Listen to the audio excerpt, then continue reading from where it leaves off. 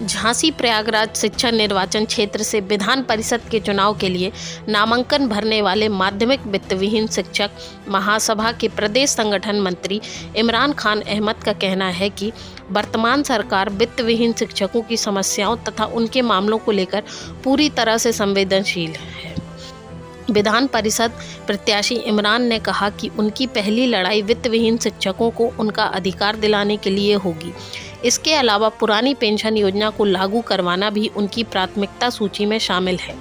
नई शिक्षा नीति के बारे में उन्होंने कहा कि यदि सरकार निजीकरण को बढ़ावा देगी तो उसके खिलाफ लड़ाई लड़ी जाएगी।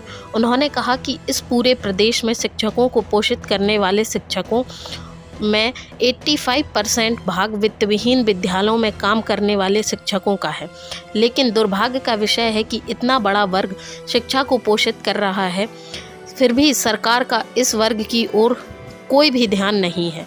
उन्होंने कहा कि हमारी लड़ाई तब तक जारी रहेगी जब तक वित्तविहीन शिक्षकों को उनका वाजिब अधिकार तथा सम्मान नहीं मिल जाता। नामांकन भरने के दौरान उनके साथ बच्चू महाराज, एडवोकेट शाहिद तथा आमिर आदि उपस्थित रहे।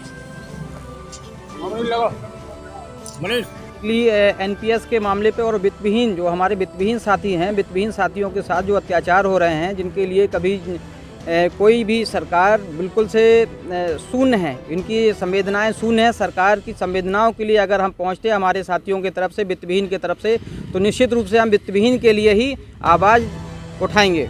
और एनपीएस का जो मुख्य मुद्दा है, जो हमारे साथी हैं जो अब सरकारी स्कूलों में जा रहे हैं, माध्यमिक में जा रहे हैं, तो उनके लिए हमारे सरकारों ने जो भी सरकार हैं उन्होंने क्या किया है कि एनपीएस को पुरानी पेंशन को ख़त्म कर दिया है।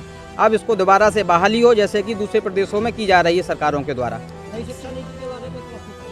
नई शिक्षा नीति आज के परिदृश्य में जो आज हमारे मॉडर्न एजुकेशन के हिसाब से ठीक बैठती है, क्योंकि ये सरकार का एक अच्छा पहल है। निजीकरण को बढ़ावा, ये सरकार अगर बढ़ावा देना चाहेगी तभी निजी शिक्षण संस्थाओं को हायर किया जाएगा। और ये अगर ऐसा किया जाता है, जो 85% हम लोगों की वित्तविहीन हमारे साथी, वित्तविहीन हमारी संस्थाएं जो 85% एजुकेशन को पूरक करती हैं हमारे देश में, हमारे प्रदेश में, तो अगर इनके साथ कोई भी चीज़ होगा तो इनके कंधे से कंधा मिलाकर आगे बढ़ा जाएगा। प्रदेश सरकार के शिक्षा मंत्री के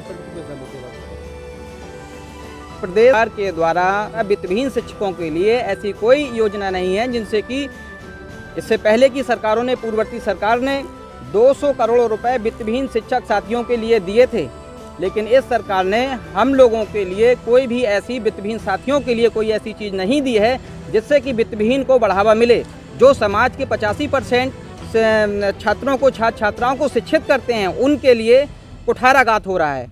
दूसरा कारण यही है, क्यों हो रहा है कि आप देख लीजिए कि यहाँ पे जितने भी हम लोगों की आज की स्थिति है, आज की स्थिति में हम लोग देखते हैं कि अभी नई मान्यता नीति लागू हुई है, जिसमें अब एक नया विद्यालय, वित्तविहीन विद्यालय खोलना एक दूर की कौड़ी हो गया। कोई भी महाविद्यालय, कोई भी माध्यमिक विद्यालय कोई खोल ही नहीं पाएगा। महाविद्यालयों से ज़्यादा माध्यमिक विद्यालय खोलने में NSC-FD जो आज पहले 35,000 थी, आज उसको 11 लाख कर दिया गया है। जो ज़मीन 650 वर्ग मीटर शहरी क्षेत्र में लेने होती थी, आज उसको 3,000 कर दिया। तो कोई ऐसे हमारे वित्तविहीन साथी कैसे खोल सकते हैं वित्तविहीन हमारे महाविद्यालय और माध्यमिक के इंटर कॉलेज? आप ये बताइए,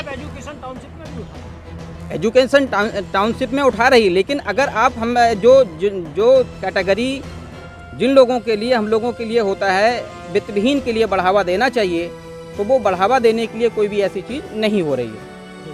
धन्यवाद।